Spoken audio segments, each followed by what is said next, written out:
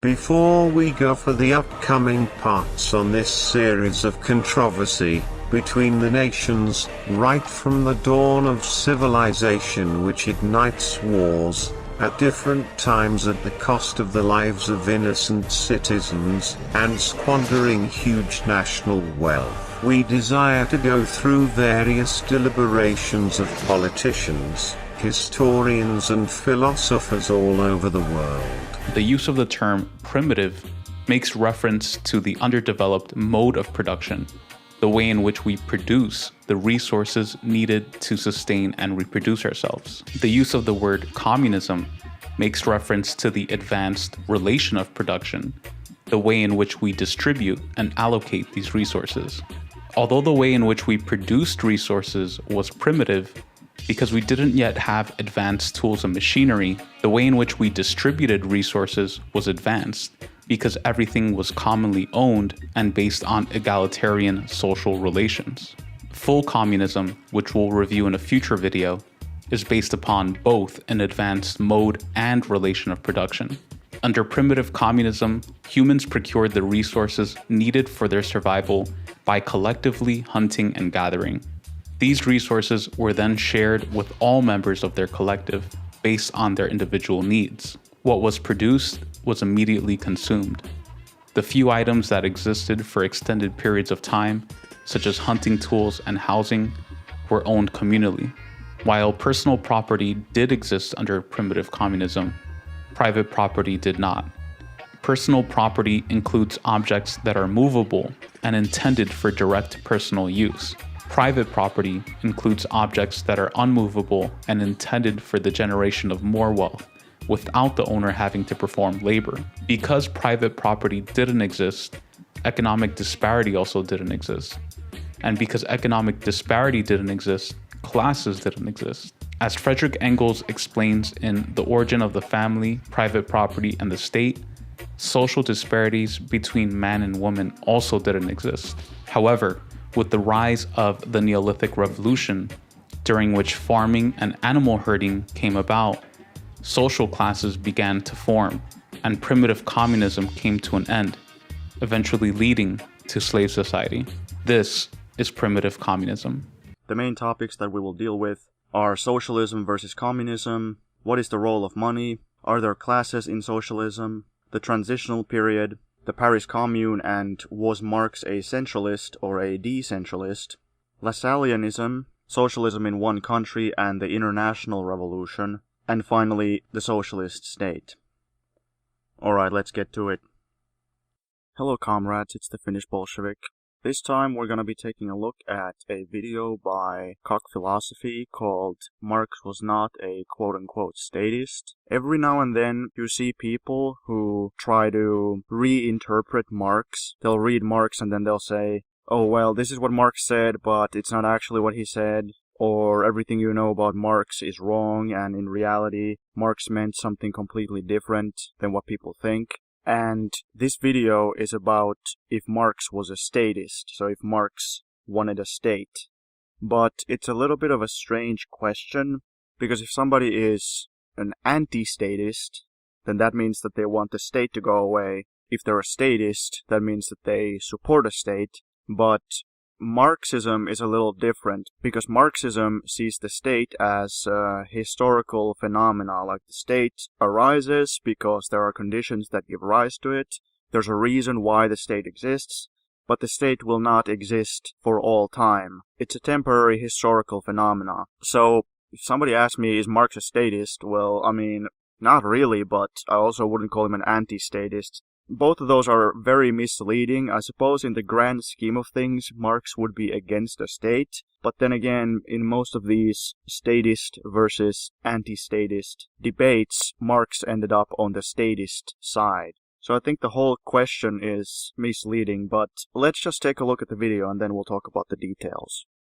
The lower and higher stage, socialism and communism. There is a very common assumption propagated all over the political spectrum, both by Marxists and anti-Marxists, that for Marx, socialism is about state control, or at the very least presupposes state control.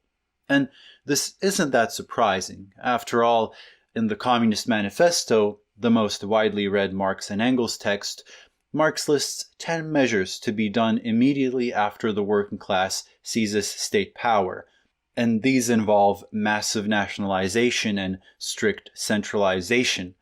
Obviously, this can't be done without the heavy involvement of a state. But before we tackle this, let's rewind a little bit back for the beginners, and start with what at least most Marxists already agree on. For Marx, the state is something that must eventually be abolished. After all, communism is a classless, moneyless, and stateless society. However, so the common narrative goes, before the state can be abolished, it must first be seized by the working class, utilized to establish socialism, and once communism is on the horizon, the state will naturally wither away.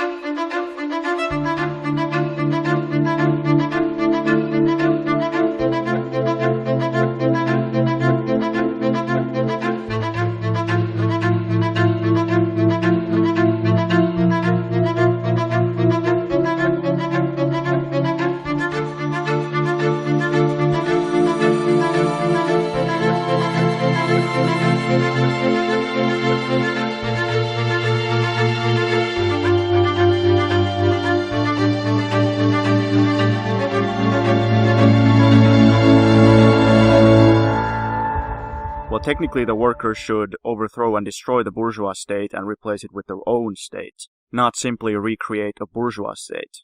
So this is the common narrative that you have likely seen before.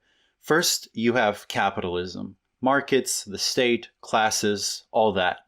Then, socialism emerges when workers take power. Under socialism, you still have the state and classes, but with the working class, rather than the capitalist class, being in power. In socialism, the capitalist class wouldn't really exist, at least not in the way that we usually think of a capitalist class. You might have people who are illegally working in the black market trying to be capitalists. You might have people who want to become capitalist or wish they could be capitalist. And you might have capitalists in surrounding countries, foreign capitalists. But you wouldn't really have a capitalist class existing and doing capitalist things in a socialist country. Finally, once the bourgeoisie have been defeated, classes, money, and the state will finally disappear, and we have communism. This is an extremely common narrative, but it is not Marx's narrative. I would argue that it is more or less Marx's narrative, but I suppose we'll get into the specifics later. We should point out that Marx never distinguished between socialism and communism, in the sense that the former comes first and the latter comes after.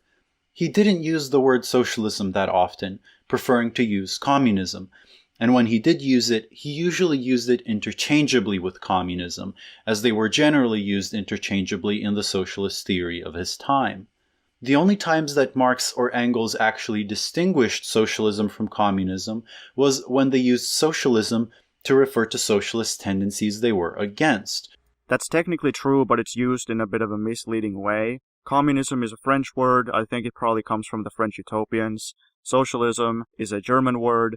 So they obviously have different origins. They meant something sort of similar, so they were used a little bit interchangeably at the time. For example, Marx calls the utopians critical utopian socialists or critical utopian communists, so he doesn't make a distinction there.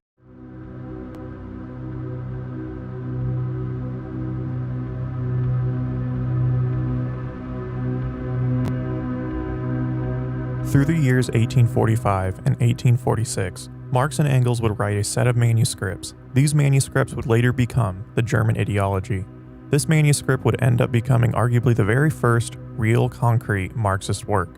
At the time of writing, Europe was undergoing some extremely radical shifts, with the German revolutions of 1848 and 1849 truly materializing. Yet, just years prior, emerging was another revolution, a revolution within the framework of philosophy and theory. This newer philosophical revolution spawned from Hegel. Yes, Marx and Engels thought that communism was a better term, so they called themselves communists, the Communist Manifesto and so on. But this idea that socialism is an earlier stage, and then communism is the second stage that comes after that, and that socialism is like a transition, and communism is the end goal, that idea still comes from Marx, even if the terminology was a little different. So these days we would call the earlier stage socialism. And I think that this probably comes from Lenin's State and Revolution. I don't know if that's the absolute first place where this was used, but at least Lenin in State and Revolution calls the earlier stage socialism, and he calls the latter stage communism. Marx also made a distinction between the earlier stage and the final stage, but he called them both communism. He just called the earlier stage lower communism, or lower phase communism, or lower stage communism, and he called the final stage full communism, or the higher phase of communism, or the higher stage of communism.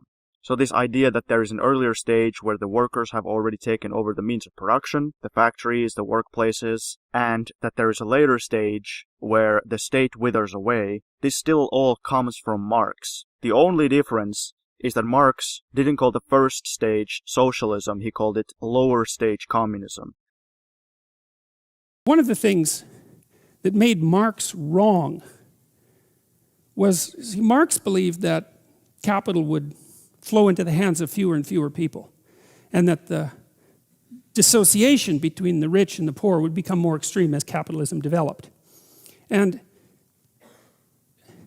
like so many things that Marx said, it's kind of true. It's kind of true in that the distribution of wealth, and in fact the distribution of anything that's produced, follows a Pareto pattern. And the Pareto pattern basically is that a small proportion of people end up with the bulk of the goods. And it isn't just money. It's anything that people produce creatively ends up in that distribution. And that's actually, the economists call that the Matthew principle, and they take that from a statement in the New Testament, and the statement is, to those who have everything, more will be given, and from those who have nothing, everything will be taken. And it's a map of the manner in which the world manifests itself, where human creative production is involved, and the map seems to indicate that as you start to produce and you're successful, the probability that you will continue to be successful or accelerate increases as you're successful. And as you fail, the probability that you will fail starts to accelerate. So your progress through life looks like this, or like this, something like that. And the reason that Marx was right was because he noted that as a feature of the capitalist system. The reason that he was wrong is that it's not a feature that's specific to a capitalist system. It's a feature that's general to all systems of creative production that are known. And so it's like a natural law, and it's enough of a natural law, by the way, that the distribution of wealth can be modeled by physical models using the same equations that govern the distribution of gas molecules in a vacuum. So it's a really profound, it's a fundamentally profound observation about the world, way the world lays itself out. And it's problematic because if resources accrue unfairly to a small minority of people, and there's a natural law-like element to that that has to be dealt with from a social perspective, because if the inequality becomes too extreme, then the whole system will destabilize. And so you can have an intelligent discussion about how to mitigate the effects of the transfer of creative production into the hands of a small number of people. Now, the other reason, however, having said that, the other reason that Marx was wrong, there's a number of them. One is that even though